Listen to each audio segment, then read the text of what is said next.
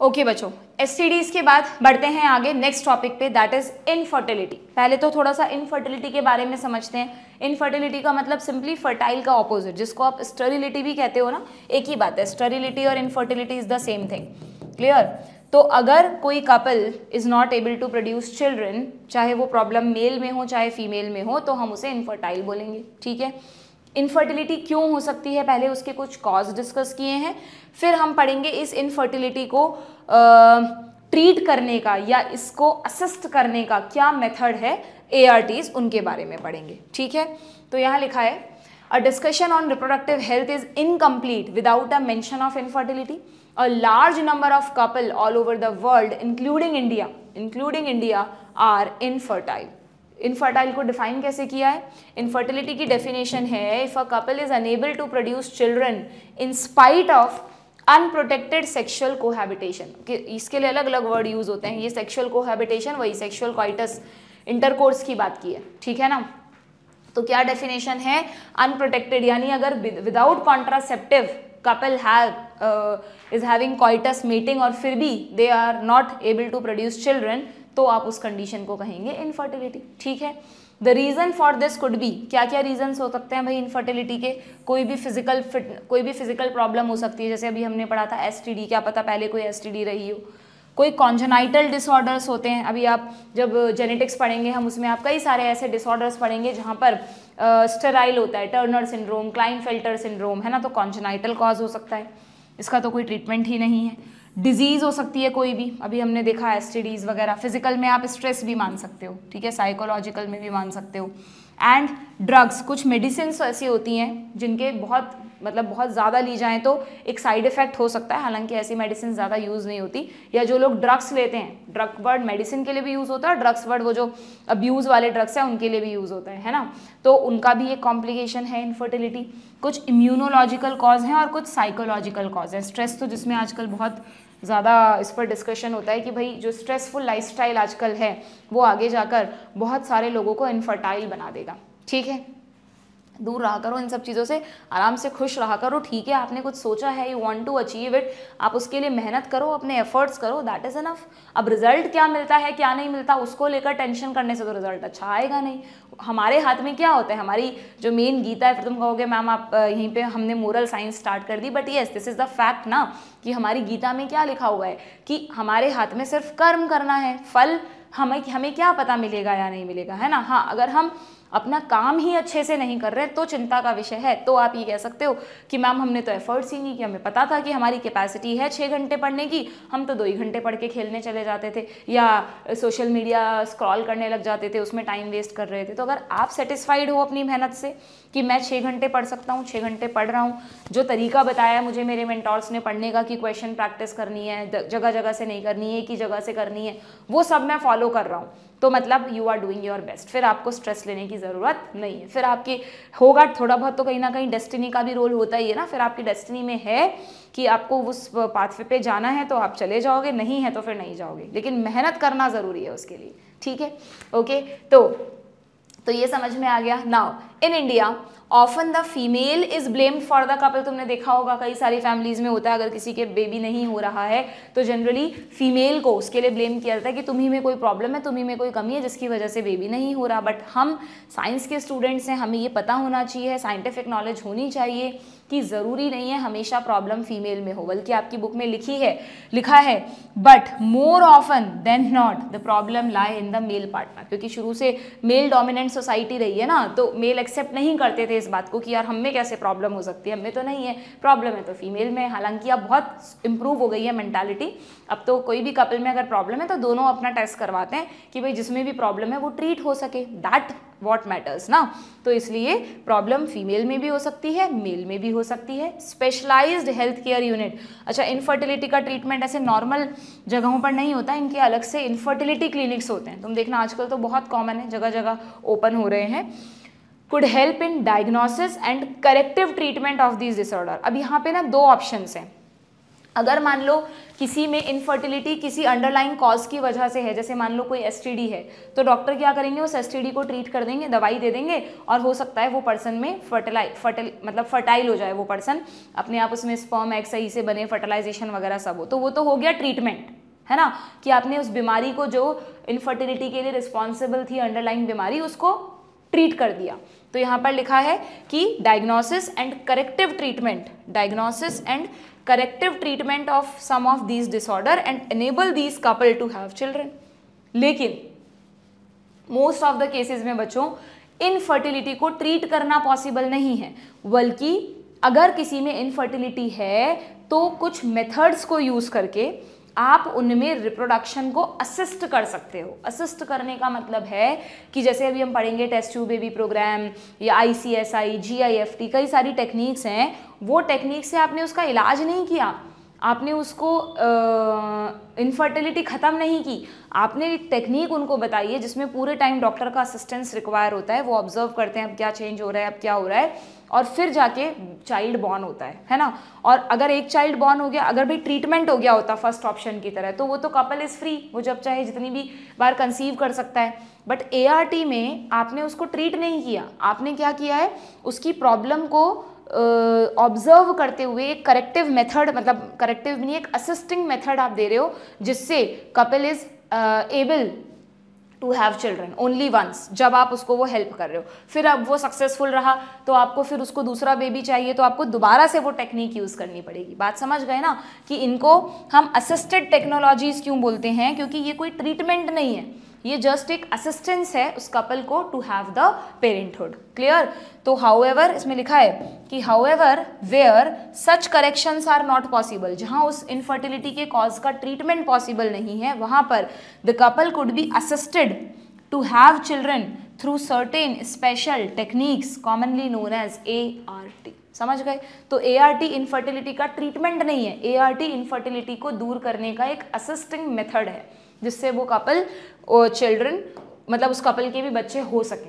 ठीक है, समझ में आ गया। अच्छा, यहाँ पर मैंने ना कुछ टर्म्स लिखी हैं बच्चों, कि जैसे हम कह रहे हैं कि मेल में भी प्रॉब्लम हो सकती है, फीमेल में भी हो सकती है, तो ये कुछ टर्म्स हैं जो कभी कभार नीट में अलग अलग जगह आपको मिल जाती हैं। जैसे मेल में क्या प्रॉब्लम हो सकती है, हमने पढ़ा था शुरू में ह्यूमन रिप्रोडक्शन में, बताया था मैंने तुम्हें क्रिप्टॉर्किडिज्म, क्रिप्ट यानी हिडन, और की वर्ड आता है टेस्टिस के लिए। हिडन टेस्टिस अगर हैं स्क्रॉटम में नहीं, एब्डोमेन में हैं, तो फिर उनमें स्पर्म नहीं बन पाएंगे। ऑलिगोस्पर्मिया किसको कहते हैं, ये जरूर याद रखना, NCERT में लिख लो, लो स्पर्म काउंट। ऑलिगो यानी फ्यू, ऑलिगोसैकेराइड है ना, किसी में बहुत ही कम स्पर्म काउंट है, वो 60% 40% पढ़ा था ना हमने, वो भी नहीं है, तो वो मेल इनफर्टाइल हो सकता है। एजोस्पर्मिया, एजोस्पर्मिया कहते हैं नो स्पर्म, स्पर्म्स बन ही नहीं रहे हैं किसी भी वजह से। एक होता है एस्थेनोस्पर्मिया, स्पर्म की मोटिलिटी कम है जिसकी वजह से वो ओवम तक पहुंच ही नहीं पाते। वास डिफरेंस में कोई ब्लॉकेज है, या एक मैंने तुमको जब पीनस पढ़ाया था तब बताया था impotency, unable to erect the penis. ठीक है, तो ये कुछ कॉजेज हैं, और भी बहुत सारे हो सकते हैं एक्सेट्रा। फीमेल में, कई फीमेल्स में एनोव्यूलेशन होता है, एनोव्यूलेशन यानी ओव्यूलेशन ही नहीं हो पाता किसी भी वजह से, कॉन्ट्रासेप्टिव की वजह से नहीं, वो तो इंटेंशनल है, बिना कॉन्ट्रासेप्टिव यूज करे भी अगर कोई एनोव्यूलेटिंग फीमेल है तो she is not able to produce the child. ठीक है, ये आजकल बहुत कॉमन है डिजीज, PCOD, बहुत मतलब छोटे बच्चों में, छोटे बच्चे नहीं मतलब छोटे मतलब तुम लोग, जो तुम्हारा एज ग्रुप है उसमें फीमेल्स में PCOD is very common.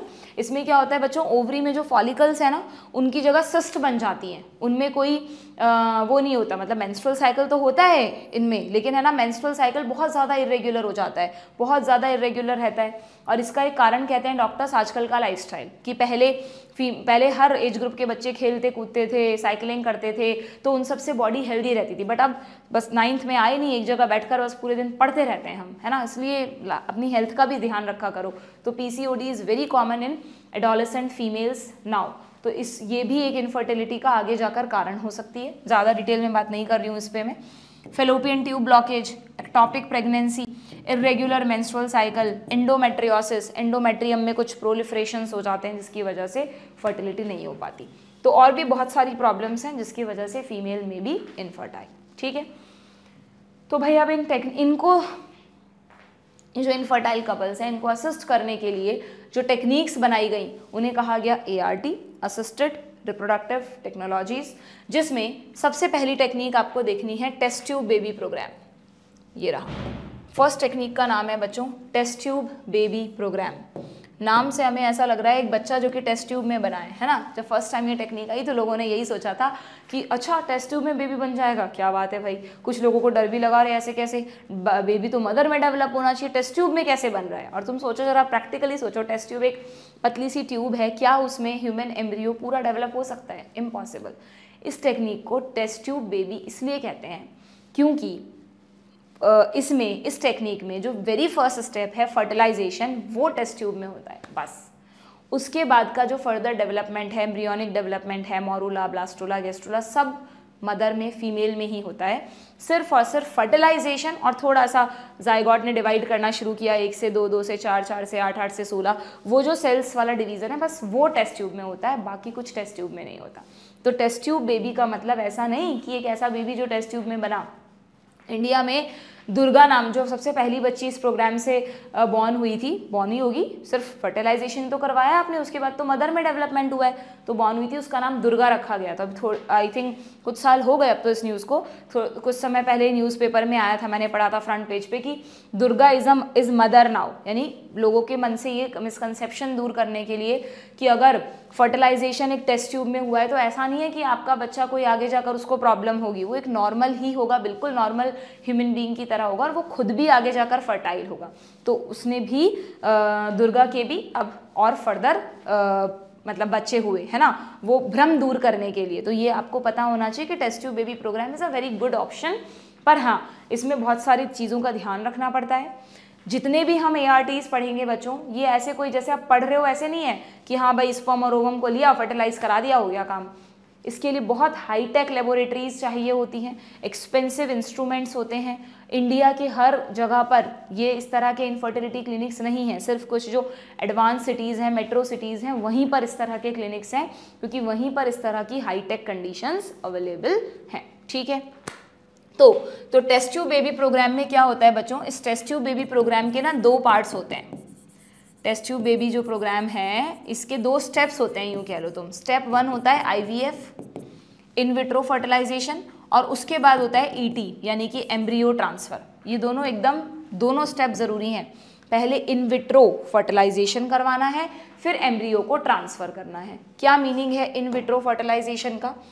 In vitro fertilisation का मतलब है कि हमने एक टेस्ट ट्यूब में, एक कपल है जो कि नहीं, मतलब मान लो किसी कपल में स्पर्म बन रहे हैं, ओवम भी बन रहा है, बट किसी भी वजह से ओवम और स्पर्म फर्टिलाइज नहीं हो पा रहे, तो क्या किया, उसी कपल में मेल से स्पर्म, फीमेल से ओवम कलेक्ट कर लेते हैं। स्पर्म तो इजैक्यूलेशन सीमेन से मिल जाएंगे, ओवम के लिए भी कोई सर्जरी वगैरह नहीं करनी होती, कुछ नॉन सर्जिकल मेथड्स होते हैं जिससे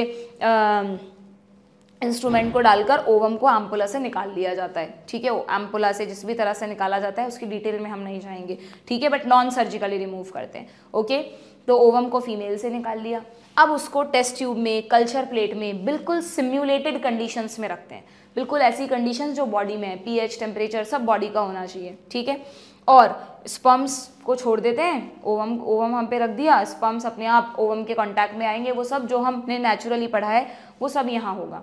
स्पर्म अपने आप एंजाइम रिलीज करेगा, ओवम की वॉल को तोड़ेगा, अंदर जाएगा, सब कुछ नेचुरली होगा, बस इन द बॉडी नहीं हो रहा। कहाँ हो रहा है? आउटसाइड द बॉडी हो रहा है, इसलिए आप इसको कह रहे हो in vitro. In vitro, in vitro word का मतलब समझते हो ना, इन विट्रो यानी outside the body, outside the living. अगर इनसाइड द लिविंग कोई चीज़ होती है तो उसको बोलते हैं in vivo, outside the living कोई चीज़ होती है तो उसको बोलते हैं इन विट्रो। ठीक है, तो यहाँ पर हमने सिर्फ फर्टिलाइजेशन को इन विट्रो करवा लिया। पूरी जो टीम है डॉक्टर्स की, उनके कलीग्स वगैरह हैं जो भी हैं, वो ऑब्जर्व करते रहते हैं टाइम टू टाइम, कोई इन्फेक्शन नहीं होना चाहिए इस कल्चर मीडियम में, एकदम लेबोरेटरी कंटामिनेशन फ्री होनी चाहिए, है ना। तो फिर ऑब्जर्व करते हैं, जैसे ही जायगॉट बना होगा वो 2 सेल्ड, 4 सेल्ड, 8 सेल्ड स्टेज में आएगा। जब वो जायगॉट डिवीज़न शुरू कर देता है, क्लीवेज शुरू कर देता है, तो अब उसको ट्रांसफ़र करने के 2 मेथड्स होते हैं। IVF तो तुम्हें समझ में आई गया क्या हुआ। अब एम्ब्रियो ट्रांसफ़र में क्या करते हैं बच्चों, एम्ब्रियो ट्रांसफ़र में या तो आपको उस एम्ब्रियो को ट्रांसफ़र करना है फेलोपियन ट्यूब में, और या फिर एक ऑप्शन है कि सीधा उसको यूट्रस में ही ट्रांसफ़र कर दो। तो इसके 2 ऑप्शंस हैं। अब थोड़ा सा याद करो, ह्यूमन रिप्रोडक्शन में मैंने आपको बताया था कि जब जायगॉट डिवीज़न करना शुरू करता है, तो हमने पढ़ा था कि अगर मान लो ये एम्पुला है, यहाँ पर जायगोट बना है, तो यहाँ पर 2 सेल्ड स्टेज, फिर 4 सेल्ड स्टेज, फिर 8 सेल्ड स्टेज। 8 सेल्ड स्टेज में लगभग यहाँ होता है, फिर 16 सेल्ड में यहाँ, और फिर यहाँ पर आ जाता है। ठीक है, तो अगर वो जो डॉक्टर्स की टीम है वो अप टू 8 ब्लास्टोमियर्स बाहर टेस्ट ट्यूब में पेट्री डिश में फर्टिलाइजेशन करवा लिया, ये रहा जायगोट, इसने डिवीज़न करना शुरू किया और वो 8 सेल्ड स्टेज में आ गया, तो आप चाहते हो कि अभी इसको मदर में ट्रांसफ़र कर दो, इम्प्लांट कर दो, तो आपने इस 8 सेल्ड एम्ब्रियो को उठाया, अगेन नॉन सर्जिकली यहाँ पर धीरे से उसको ट्रांसफ़र कर दिया, तो उसको बोलते हैं ZIFT, zygote intrafallopian transfer. Zygote intrafallopian transfer, zygote को नहीं कर रहे आप, देखा जाए तो एम्ब्रियो को ही कर रहे हो अप टू 8 ब्लास्टोमियर वाले को, पर उसको टेक्निक को जायगोट वर्ड बोल दिया है आपने।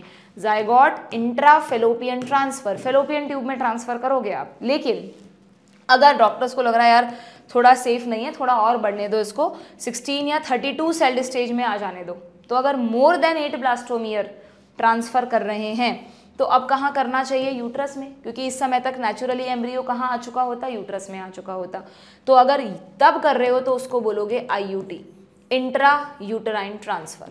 समझ गए क्या दोनों में क्या फ़र्क है?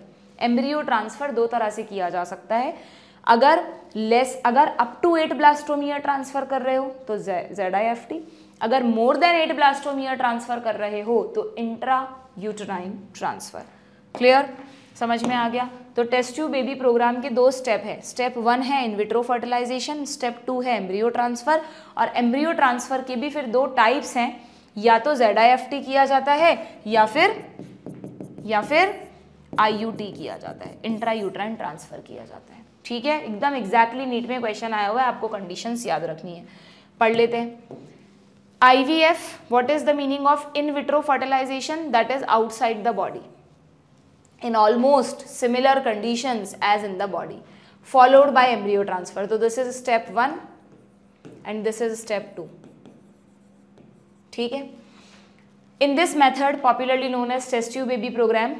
अच्छा हाँ, इसमें एक ऑप्शन ये भी है कि मान लो कपल में दोनों में से किसी एक में गैमीट नहीं बन पा रहे, या तो मेल में स्पर्म नहीं बन रहे या फीमेल में ओवम नहीं बन रहा, तो उस केस में किसी थर्ड पर्सन के, या तो डोनर मेल या डोनर फीमेल के ओवा या स्पर्म को भी यूज़ किया जा सकता है। पेरेंट्स को बता दिया जाता है पहले ही कि भाई आपके बॉडी में ये प्रॉब्लम है, तो हमें कहीं ना कहीं से ओवम या स्पर्म लेना पड़ेगा। तो इस तरह के जो इनफर्टिलिटी क्लिनिक्स होते हैं ना बच्चों, वहाँ पर स्पर्म्स और ओवा को क्रायो प्रिजर्व करके रखा जाता है। आइडेंटिटी नहीं बताई जाती है कि हम इसका ओवम ले रहे हैं, इसका स्पर्म ले रहे हैं, फिर तो क्या पता कल को वो बच्चे पर अपना हक जमा दे, है ना। तो उनके पास वो स्टोर्ड होते हैं स्पर्म्स और ओवम पूरे प्रॉपर टेस्ट वेस्ट के बाद, है ना। तो उनको वो बोलते हैं कि भाई आपका यूज़ नहीं कर सकते, तो हमारे पास जो है उसको हमें यूज़ करना पड़ेगा। तो उस केस में जेनेटिकली अगर मान लो दोनों में से किसी एक का स्पर्म ले लिया, ओवम किसी और का लिया है, या वाइस वर्सा, तो फिर दोनों पेरेंट्स की जेनेटिक्स नहीं आ रही, लेकिन इस बात से उनको कोई प्रॉब्लम नहीं है, क्योंकि एटलीस्ट एक की तो है ना, और आगे जाकर ट्रांसफ़र भी तो हो रहा है उसी कपल में फीमेल में, तो इसलिए ये चीज़ वहाँ पर अलाउड है। तो यहाँ पे क्या लिखा है? ओवा किससे लिया जाता है? ईदर फ्रॉम वाइफ और डोनर फीमेल। स्पर्म किससे लिया जाता है? ईदर फ्रॉम हस्बैंड और donor male. Clear? Are collected and are induced to form zygote under simulated condition. Simulated word का मतलब बता दिया मैंने, similar condition in the laboratory. The zygote और अर्ली एम्ब्रियो का मतलब up to 8 blastomere is transferred into the fallopian tube, जिसको कहते हैं ज़िफ्ट। वेरी वेरी इंपॉर्टेंट, बहुत बार नीट में क्वेश्चन आया है इसके टर्म पे। एंड अगर एम्ब्रियो मोर देन 8 ब्लास्टोमियर है तो उसका ट्रांसफ़र कहाँ किया जाता है बच्चों? Intra uterine transfer. ठीक है, तो दोनों की कंडीशंस याद रखना, मोर देन 8 ब्लास्टोमियर या लेस देन, रटने की ज़रूरत नहीं है, कॉन्सेप्ट मैंने आपको बता दिया है। Okay, clear? देन आगे क्या लिखा है? एम्ब्रियो, अच्छा ये तो हो गया टेस्ट ट्यूब बेबी प्रोग्राम, है ना। अब यहीं पर देखो, अलग से कोई ज़्यादा नहीं दिया, सिर्फ 3 लाइन दी है। इसमें आपको ये बोला है कि embryo formed by in vivo fertilisation. In vivo fertilisation, in vitro यानी outside the body, in vivo का मतलब इनसाइड द बॉडी, यानी ऐसी भी टेक्निक्स हमारे पास हैं जिसमें फर्टिलाइजेशन तो इन विवो ही करवाते हैं, fusion of gamete with in the female, also could be used for such transfer to assist those females who cannot conceive. अगर मान लो किसी फीमेल में ये प्रॉब्लम है कि उनमें फर्टिलाइजेशन तो हो सकता है, स्पर्म ओवम बन रहे हैं उसी कपल में, लेकिन उनमें उनका जो यूट्रस है वो अनसूटेबल है इम्प्लांटेशन के लिए, तो उसमें उनमें फर्टिलाइज, तो पहले इसीलिए कहते हैं कि ये ऐसा नहीं है कि आपने ब्लड टेस्ट किया पता चल गया और बीमारी का पता चल गया। बहुत ऑब्जर्वेशंस करते हैं doctor, time to time test करते हैं, सोनोग्राफीज वगैरह करते हैं, तब जाके वो समझ पाते हैं कि कपल में क्या प्रॉब्लम है। तो प्रॉब्लम डायग्नोस करना यहाँ ज़्यादा इंपॉर्टेंट है, उसके बाद सोचा जाता है कि कौन सा ART यूज़ करना है। तो अगर मान लो किसी कपल में स्पर्म बन रहा है, ओवम बन रहा है, फर्टिलाइजेशन भी अंदर ही बॉडी में पॉसिबल है, तो अननेसेसरी बाहर क्यों करवाएं, ठीक है। उनको बोल दिया जाता है कि भाई आपको इस टाइम के ड्यूरेशन पर फर्टाइल पीरियड ये है आपको इसमें मेटिंग करना है, आपके में फर्टिलाइजेशन होगा, और जब उनमें फर्टिलाइजेशन से जायगॉट एम्ब्रियोनिक डेवलपमेंट कर रहा होता है ना, तब उस एम्ब्रियो को फीमेल से निकाल लिया जाता है बिफोर इम्प्लांटेशन और किसी थर्ड फीमेल में इम्प्लांट कर दिया जाता है। तो यहाँ पर अगर मान लो यहाँ पर क्या है कि जो थर्ड फीमेल यूज़ करेंगे, बट ऑब्वियस उसके लिए भी फिर परमिशन की ज़रूरत पड़ती है। और ना सिर्फ इस टेक्निक में, किसी भी टेक्निक में, अभी हम बहुत सारी टेक्निक्स पढ़ेंगे, किसी भी टेक्निक में बच्चों अगर जो कपल में जो फीमेल है she is not able to conceive यानी उसका uterus is not suitable for implantation, तो उसमें हमको थर्ड फीमेल की मदद लेनी ही, मतलब थर्ड पर्सन की मदद लेनी पड़ेगी ना। तो वो जो थर्ड पर्सन यहाँ पर हम यूज़ कर रहे हैं फॉर द जेस्टेशन पीरियड, उसको कहा जाता है सरोगेट मदर। सरोगेसी सुना है आप लोगों ने?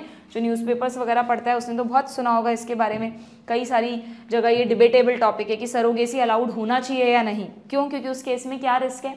उस केस में ये रिस्क है कि भाई चाहे से, जैसे यहाँ पे दिखाया आपको, ये पिंक कलर से दिखा दिया पेरेंट्स, ठीक है, तो जेनेटिकली तो ये बच्चा इन्हीं दोनों का है, इसी के स्पर्म है, इसी के ओवम है, पर क्योंकि ये मदर इसको कैरी नहीं कर सकती थी, तो आपने एक फीमेल को यूज़ किया इस एम्ब्रियो को के एम्ब्रियोनिक डेवलपमेंट के लिए, है ना। तो 9 मंथ्स में अगर थोड़ा भी इमोशनल अटैचमेंट तो हो ही जाता है, थोड़ा बहुत इनका हो गया, तो अब जब चाइल्ड बॉर्न होगा तो फिर इस लेडी से लेकर वापस इसी कपल को देना पड़ेगा, क्योंकि ये तो इनका बच्चा है। तो एक तो पहले बहुत सारी लीगल फॉर्मेलिटीज़ होती हैं, लीगल परमिशंस होती हैं, और कुछ कंट्रीज़ कहती है कि नहीं यार ये तो एक इमोशनल मेथड है, आपने 9 मंथ्स तक इनमें बेबी डेवलप कर लिया, अब इनसे वो ले लिया, तो इनका इमोशनल जो अटैचमेंट हो गया होगा उसको वो आप गलत कर रहे हो। तो इसलिए सरोगेसी कई कंट्रीज़ में क्वेश्चन मार्क है। हमारे इंडिया में तो है अलाउड, बीच में कुछ हुआ था ऐसा कि बाहर से बहुत सारे दूसरी कंट्री से लोग आने लग गए थे और इंडिया में जैसे पैसों के लिए इस तरह से फीमेल को हायर कर लेते थे कि आप हमारे लिए 9 मंथ्स प्रेगनेंसी, मतलब प्रेग्नेंट हो जाना, हम आपकी पूरी केयर वेयर करेंगे, सब ध्यान रखेंगे, और बेबी बॉर्न हो तब हमें वो दे देना, आपको फिर आपका उस बेबी पे कोई हक वक नहीं है, सब कुछ लीगल वो ले लेते थे। बट फिर भी कहीं ना कहीं ये चीज़ इनसे इमोशनली अटैच हो रही है ना, इसलिए फिर गवर्नमेंट ने ऐसा किया था, कुछ आए थे ऐसे बीच में कि भाई बाहर से जो कपल्स आते हैं उनके वो इंडिया में ऐसा ना करें, सरोगेसी इज़ नॉट अलाउड। अब पता नहीं उसका क्या डिसीजन हुआ, अब है वापस नहीं है, डिबेटेबल है स्टिल ये, है ना। बट सरोगेसी क्या होता है वो तुम्हें पता होना चाहिए। सरोगेसी मतलब बायोलॉजिकल मदर अलग है और सरोगेट मदर अलग है। ये तो जेनेटिक मदर हो गई इसकी बच्चे की, क्योंकि इस बच्चे में जीन्स तो किसके आए हैं, इन्हीं के आए हैं, लेकिन ये कहलाती है इनकी सरोगेट मदर, ठीक है। तो दिस इज सरोगेसी। तो इन विवो फर्टिलाइजेशन आप कह सकते हो कि एक तरह से सरोगेसी का ही पार्ट है, जिसमें फर्टिलाइजेशन इनसाइड द बॉडी हुआ और फिर ट्रांसफर कर दिया गया एक दूसरी फीमेल में। क्लियर? ठीक है। यहाँ पे आप पूरा मत लिखो, बस इतना सा ध्यान, एक पॉइंट लिख लो कि सरोगेसी क्या होता है। What is surrogacy? सरोगेसी में a female is used to conceive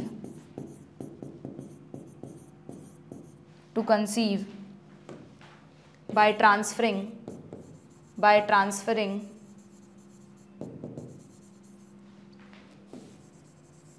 embryo from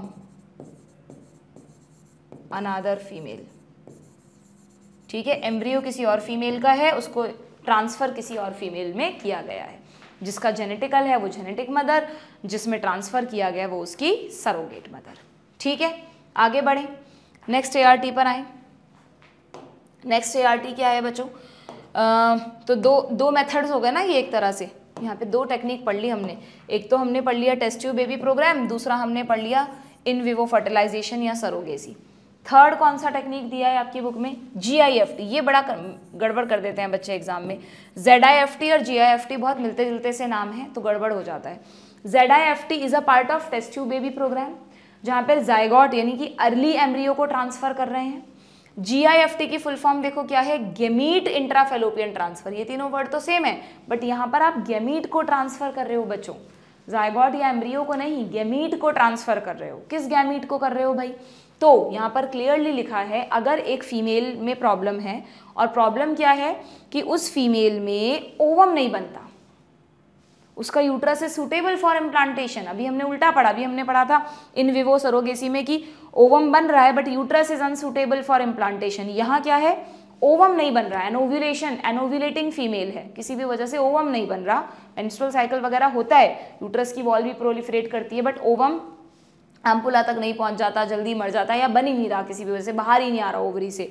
तो फिर वहां पर हमें क्या करना है? एक डोनर फीमेल का ओवम लेना है विदाउट डिस्क्लोजिंग द उसकी आइडेंटिटी, बिना रिवील करे एक ओवम लेना है, और उस ओवम को वो जो अफेक्टेड फीमेल है, उस कपल में जो फीमेल है उसमें डालना है। बस गैमीट का ट्रांसफर करना है और कुछ नहीं करना आपको। गैमीट भी कौन? Female gamete. क्या लिखा है यहाँ? Transfer of an ovum collected from a donor into the fallopian tube of another female. समझ गए आप? एक दूसरी फीमेल के फेलोपियन ट्यूब में ओवम डालना है एक डोनर से लेकर, और ये फीमेल कौन है? Who can not produce the ovum but can provide suitable environment for fertilization as well as embryonic development. उसका वो फर्टिलाइजेशन के लिए भी अप्रोप्रिएट है, उसमें एम्ब्रियोनिक डेवलपमेंट भी होता है, बस वो ओवम ही नहीं बना पा रही है, तो बस सिर्फ आपको ओवम को ट्रांसफर करना है, नथिंग एल्स। ठीक है, पर हाँ ऐसे ही नहीं कभी भी कर दिया। अगेन पूरा साइकिल का ध्यान में रखते हुए, मेंस्ट्रुअल साइकिल की कौन सी फेज चल रही है, जब डे ऑफ ओव्यूलेशन है उसी टाइम पर करना है ना।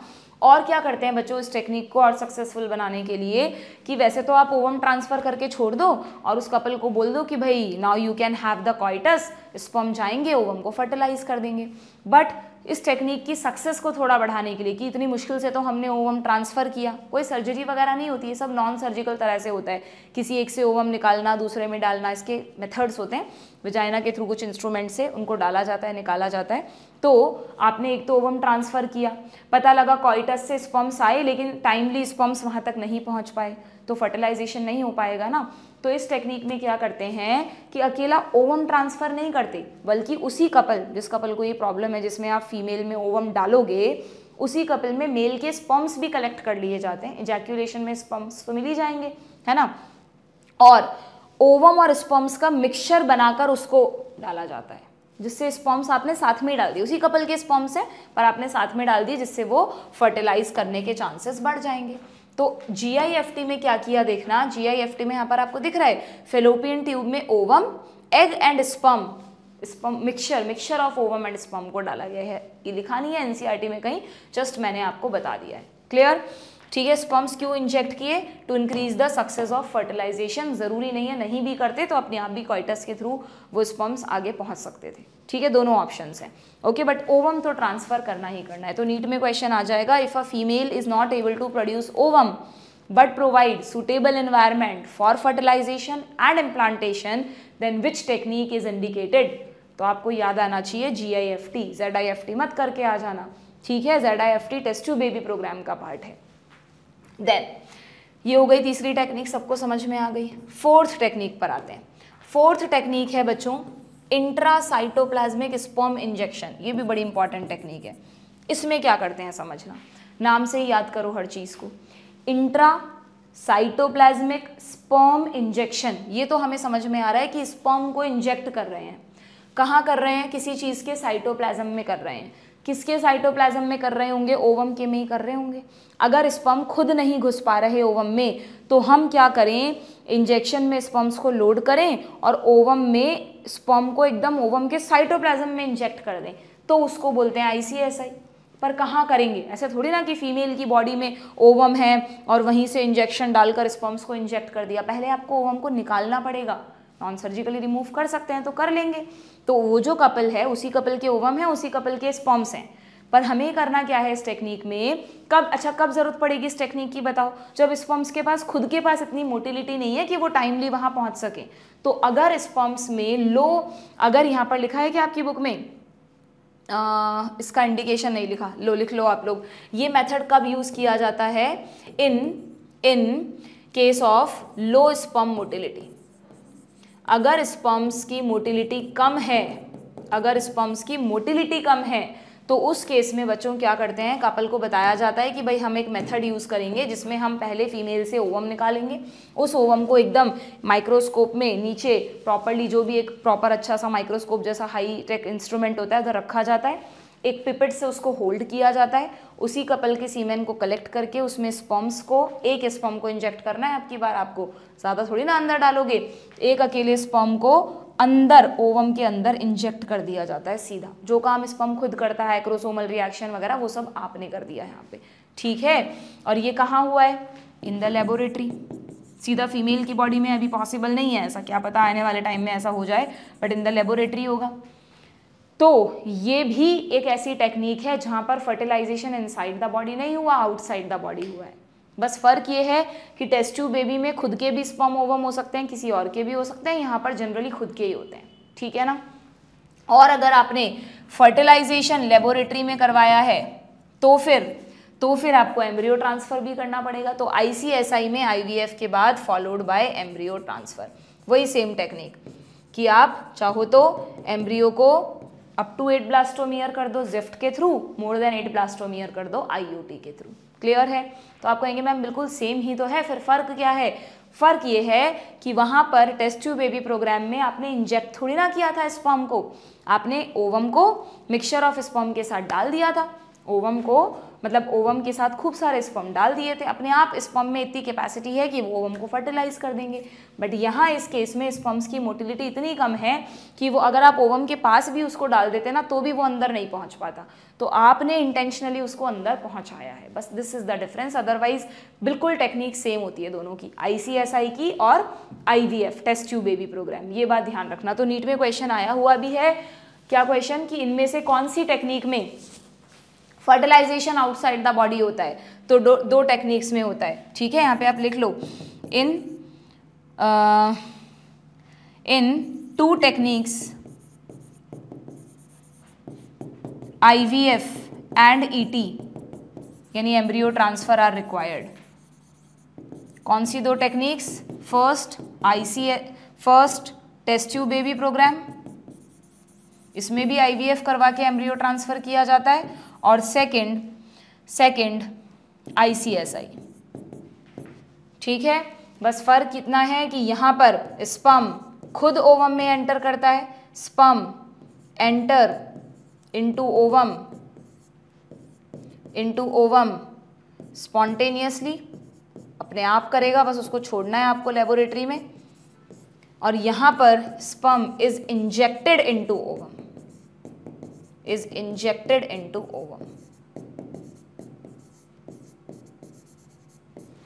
ठीक है, क्लियर। देन फिफ्थ, नेक्स्ट जो 5th टेक्निक है बच्चों वो है artificial insemination.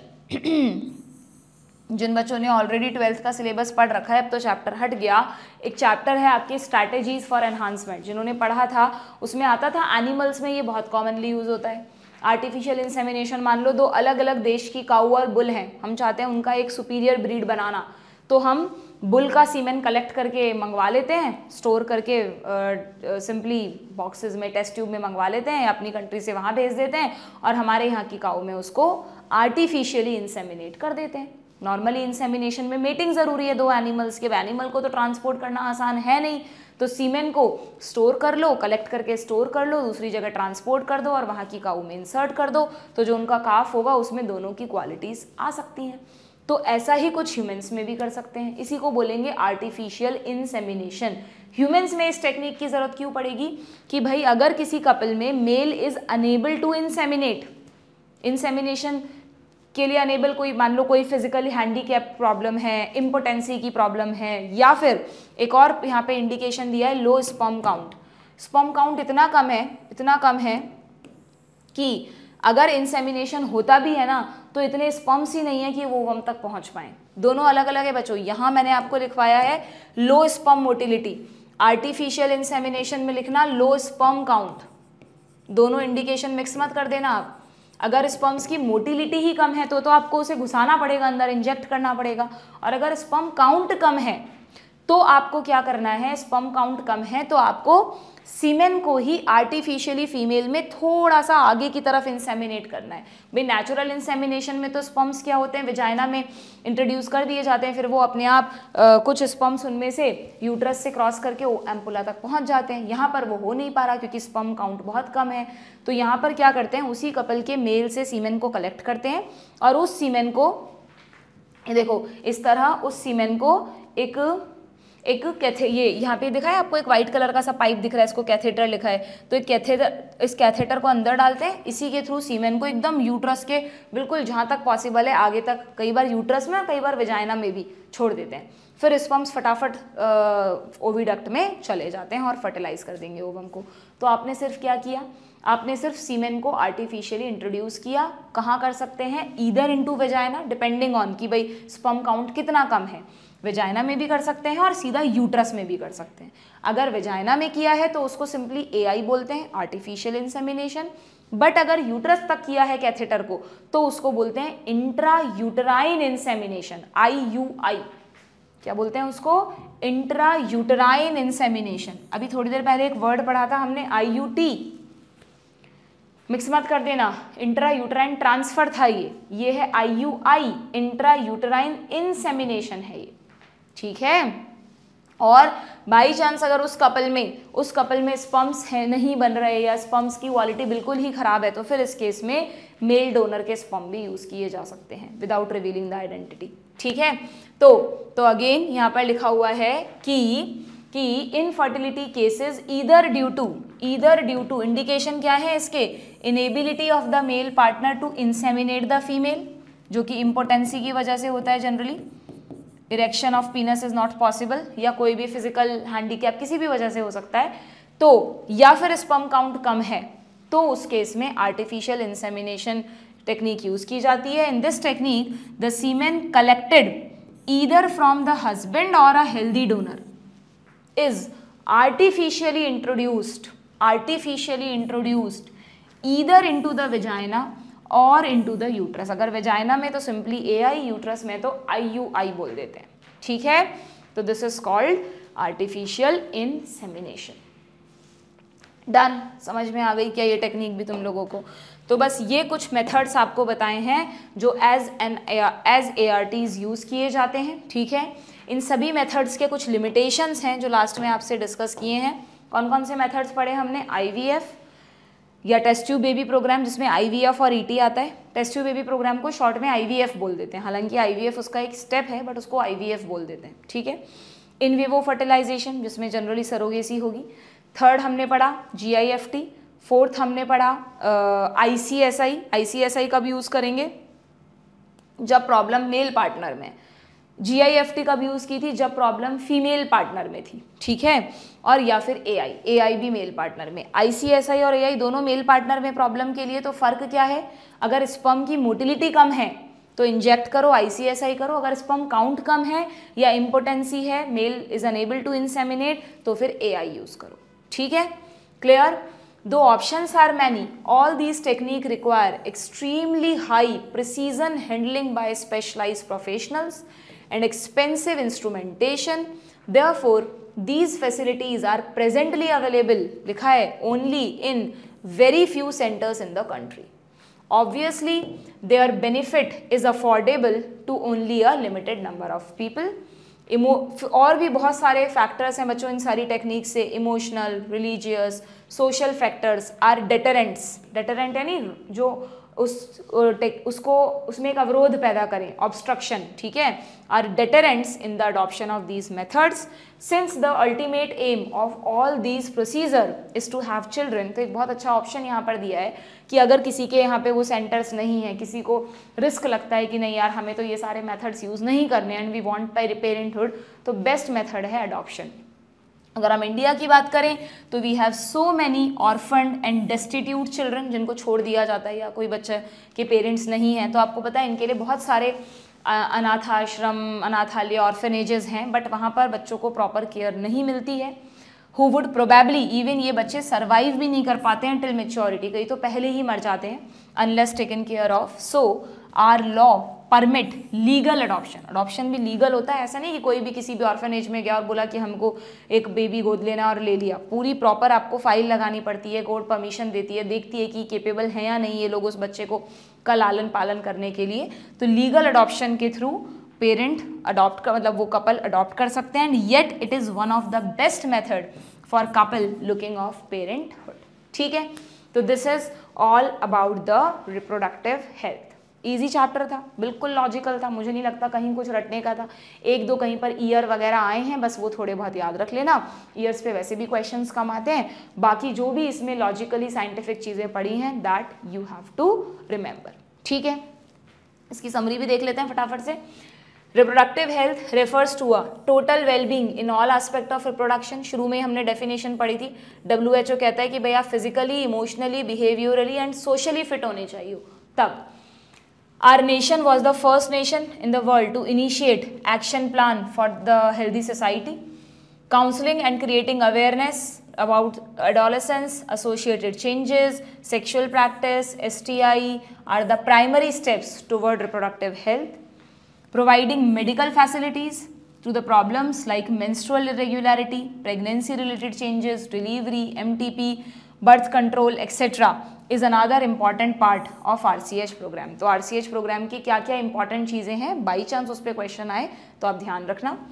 An overall improvement in reproductive health has taken place in our country. Yes, हमारी कंट्री में पहले से इम्प्रूवमेंट हुए हैं और उसका सबसे बड़ा पैरामीटर है decrease in IMR and MMR। हमारे कंट्री में पहले जो maternal and infant mortality rate थी अब बहुत कम हो गई है, यानी हेल्थ केयर सेक्टर में इम्प्रूवमेंट तो हुए हैं।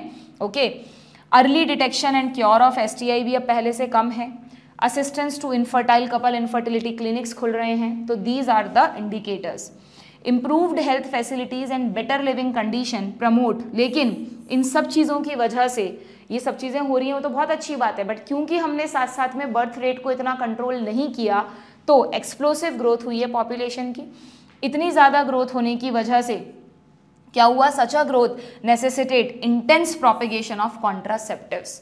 तो कौन कौन से कॉन्ट्रासेप्टिव्स ऑप्शन से हमने पढ़े, नेचुरल कोई तो ट्रेडिशनल कहते हैं तो एक ही बात है, then barriers, IUDs, pills, injectables, implants, surgical methods. ठीक है, though contraceptives are not regular requirement for the health, one is force to use them to avoid pregnancy.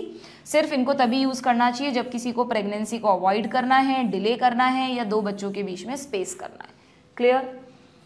MTP is legalised in our country, कब हुई थी, in 1971। MTP is generally performed, इसके लिए दो strict conditions हमने पढ़ी, to get rid of unwanted pregnancy, जो कि किसकी वजह से हो सकती है, रेप केसेस या कैजुअल रिलेशनशिप, है ना। As also in case when the और दूसरी condition when continuation of pregnancy could be harmful और even fatal to either mother और फीटस और बोथ। ठीक है। इन्फेक्शन और disease transmitted through sexual intercourse, क्या कहा जाता है ऐसी डिजीजेस को, STI, जिसके कॉम्प्लिकेशंस क्या हो सकते हैं लेटर एज में बच्चों, PID, स्टिल बर्थ यानी dead newborn, infertility, cancer of reproductive tract. Early detection facilitate better cure of these diseases, avoiding sexual intercourse with unknown और multiple partner, use of condoms, very very important, during coitus are some of the simple precautions to avoid these STDs। Clear. Inability to conceive और produce children even after, अच्छा देखो यहाँ पर time duration भी दिया है बच्चों, ये आप वहाँ ऐड करो मेन उसमें। इनफर्टिलिटी को डिफाइन कैसे करते हैं, डॉक्टर्स उनसे पूछते हैं ऐसा कि भाई आप एटलीस्ट 2 years तक अनप्रोटेक्टेड इंटरकोर्स है तब भी you are not capable to have child, तो मानेंगे कि कोई ना कोई प्रॉब्लम है। ठीक है, तो क्या लिखा है यहाँ पर कि after 2 years of unprotected sexual cohabitation is called infertility. Various methods are now available like IVF followed by transfer of embryo is one such method commonly known as test tube baby program। तो summary में दोबारा इसका नाम दिया है तो सबसे ज़्यादा क्वेश्चंस इस पर आते हैं। ठीक है, तो this is all about the chapter. I think पूरी unit is crystal clear to you. अगर एक एक सेशन अटेंड किया है, एक एक कॉन्सेप्ट समझा है, तो मुझे नहीं लगता कुछ भी ऐसा था यहाँ पर जो रटने वाली चीज़ थी। बॉटनी की तरह भी नहीं है, बॉटनी का चैप्टर भी हमने पढ़ा बट वो भी बहुत लॉजिकल तरीके से पढ़ा है। अगर भूल गए हो रिप्रोडक्शन इन फ्लावरिंग प्लांट्स तो रिवाइज कर लेना, वो टर्म्स याद है, माइक्रोस्पोरेंजिया, मेगास्पोरेंजिया, ठीक है। रिवीजन नहीं करोगे बच्चों, कितना भी प्रैक्टिकली पढ़ा लूँ मैं तुमको, लॉजिकली पढ़ा लूँ, तुम भूल जाओगे। बायोलॉजी ऐसा ही सब्जेक्ट है जिसको बार बार रिवाइज करना भी ज़रूरी है। पहले तो कॉन्सेप्ट समझना बहुत ज़रूरी है, बिना कॉन्सेप्ट समझे रटे जा रहे हो, रिवाइज किए जा रहे हो, वो भी बेकार है। पहले कॉन्सेप्ट समझो, उनको बार बार रिवाइज करो, क्वेश्चन प्रैक्टिस करो, मॉक्स दो, तब जाके आपकी पक्की तैयारी होगी और आप नीट में 360 आउट ऑफ 360 जो आपका टारगेट है वो ला सकोगे, ठीक है। तो भाई इसके बाद हम मोस्ट अवेटेड यूनिट स्टार्ट करने वाले हैं, जेनेटिक्स, जिससे कई सारे बच्चों को बड़ा डर लगता है। बोर्ड्स के लिए, नीट के लिए most scoring very important unit है, तो कोई भी सेशन मिस मत करना, अच्छे से साथ साथ में अटेंड करते जाना। प्रॉमिस है जेनेटिक्स तुम्हारी पक्की हो जाएगी, ठीक है। चलो, गुड बाय।